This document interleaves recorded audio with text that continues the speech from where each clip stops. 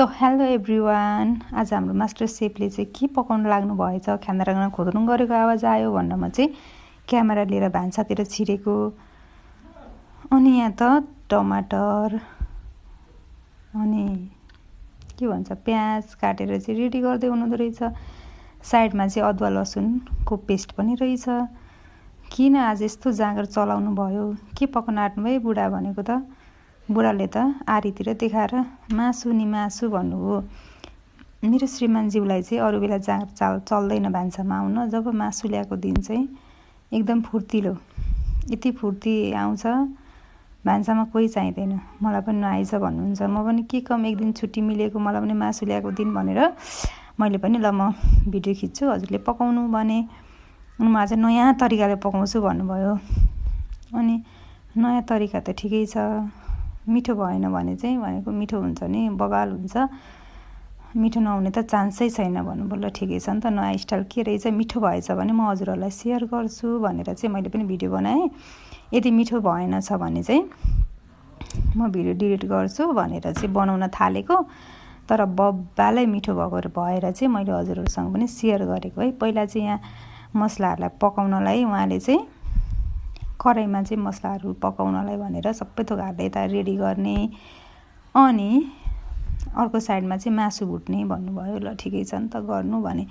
अनि मैले बेलामा भन्दैछु यदि मिठो भएनछ भने के गर्नु भने एकदम मिठो हुन्छ, बबालै हुन्छ, फरकै खाँदैन भन्नुभयो। ल ठिक छ नि त, फरक खाँदैन भने भनेर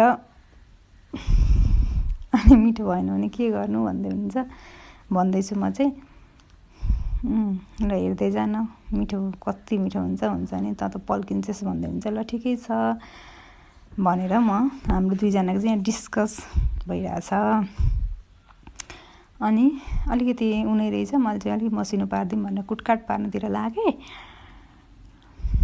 यो हालेपछि झन् यस्तो मजाले टेस्ट आउँछ। यो फलमा चाहिँ कुट्नुपर्छ, मिक्सरमा कुटेको के त्यसको त टेस्टै आउँदैन भनेर मलाई चाहिँ सिकाउँदै हुनुहुन्छ। म पनि ल ठिकै छ नि त, केही कुरा त सिक्नु पनि पर्छ भनेर अनि यसरी चाहिँ भुटभाट पारेर मसला चाहिँ रेडी गर्दै हुनुहुन्छ।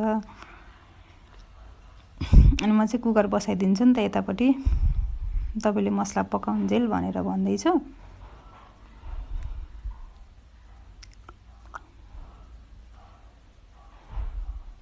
खै के भन्दैछु म पनि। यसको फेरि ओरिजिनल साउन्ड नै नआउने रहेछ क्या, नभए म ओरिजिनल साउन्ड राख्थेँ, ओरिजिनल साउन्ड नै नआएर तनाव भयो। यहाँ मैले भोइस ओभर गर्नुपर्ने अवस्था भयो। सो के हुन्छ हेर्दै गर्नु होला आज हाम्रो भ्लग। जिस्काउँदैछु म चाहिँ, अब बल्ल बल्ल भान्सामा छिर्नु भएको श्रीमानलाई जिस्काउनु परिहाल्यो। तर उहाँ चाहिँ बेला बेलामा पकाइरहनुहुन्छ, त्यस्तो भान्सामा नछिर्ने, नपकाउने चाहिँ होइन, मलाई एकदम हेल्प गर्नुहुन्छ है उहाँले, हेल्प गर्न चाहिँ। अनि मैले चाहिँ कुकर बसाएको थिएँ, यो कुकरमा पकाऊँ भने अर्को कुकर खाली थिएन, अनि ठुलो कुकरमा बसाऊँ भनेको यो ठुलो कुकरमा ठिक हुँदैन, अर्को चाहिँ बसाऊ भन्न थाल्नुभयो।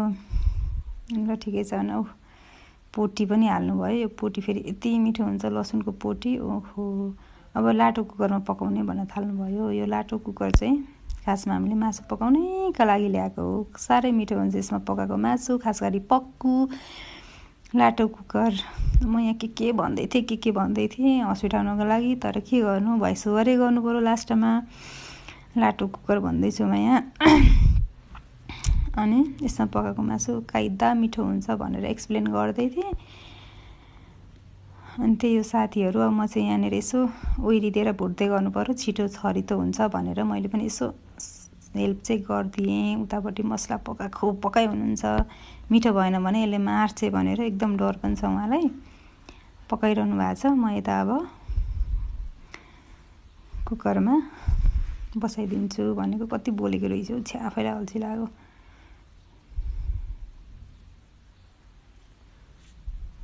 अब चाहिँ त्यसपछि पानी नै सुकेको रहन्छ गाइजहरू।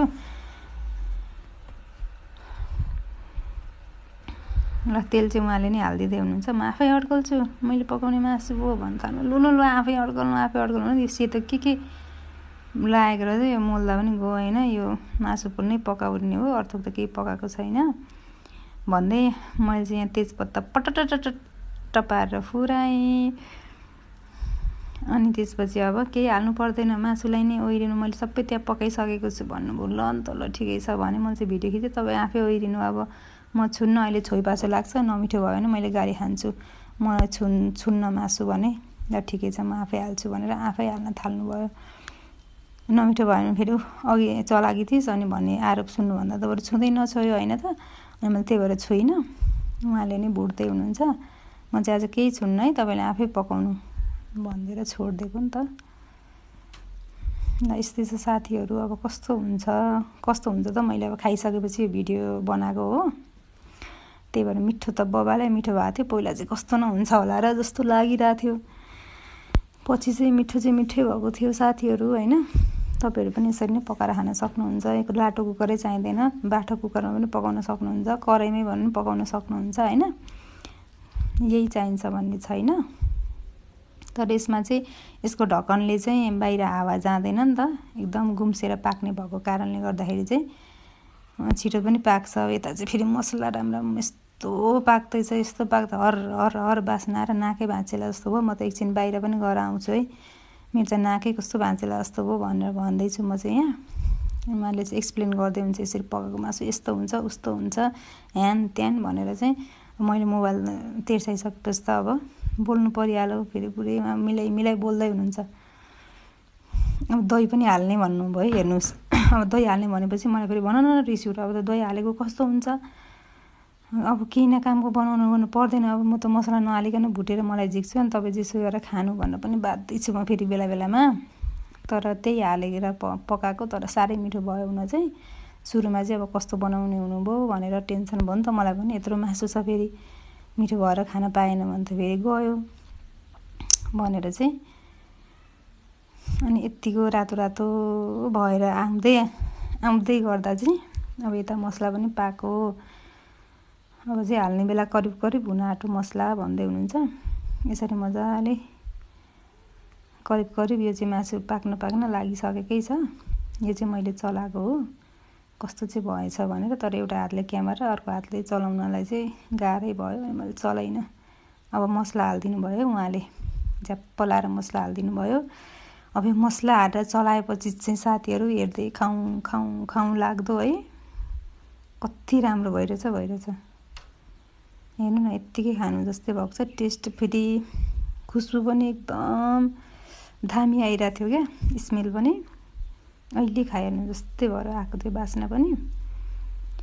अनि यत्तिको भएपछि मलाई खाना हुने नै भयो होला जस्तो चाहिँ मलाई अड्कल पाइसकेको थिएँ क्या। मिठै छ होला भन्ने लागिसकेको थियो। म फेरि खासै त्यस्तो माछा मासुमा मरिहत्ते गर्ने मान्छे चाहिँ होइन, 2-4 पिस 1-2 पिस मात्रै खाने मान्छे हो। त्यही भएर अलि मिठो चटक्क भयो भने खाइहाल्छु, नभए त्यस्तो चाहिहाल्ने भन्ने चाहिँ छैन मलाई। हेर्दै यो चाहिँ खाउँ लाग्ने भएको छ होइन। अब एकछिन यसलाई पाक्न छोडिदिने, 10-15 मिनट छोप्ने भन्दै हुनुहुन्छ। ल ठिक छ, छोप्दै पकाउँ हेर्दै गर्दैछु म चाहिँ। मसला सबै हालियो। अब म चाहिँ यता धनियाँ काट्दै ठिक्क पार्नु पर्यो भनेर चाहिँ यता धनियाँ सनियाँ काटकुट पार्नतिर लागे छोपेर। यसरी चाहिँ हेर्नु न, माथि तेल आउन थालिसक्यो। अनि मैले चाहिँ माथिबाट टक्क धनियाँ हाल्दै। ग्रेभी त यस्तो दामी भएको थियो होइन, कस्तो टेस्टी भएको थियो क्या ग्रेभी, साह्रै मिठो भयो। त्यही भएर मैले चाहिँ हजुरहरूसँग सेयर गरेँ। Thank you for watching. तपाईँहरू पनि यसरी नै बनाएर खान सक्नुहुन्छ। Thank you, bye by.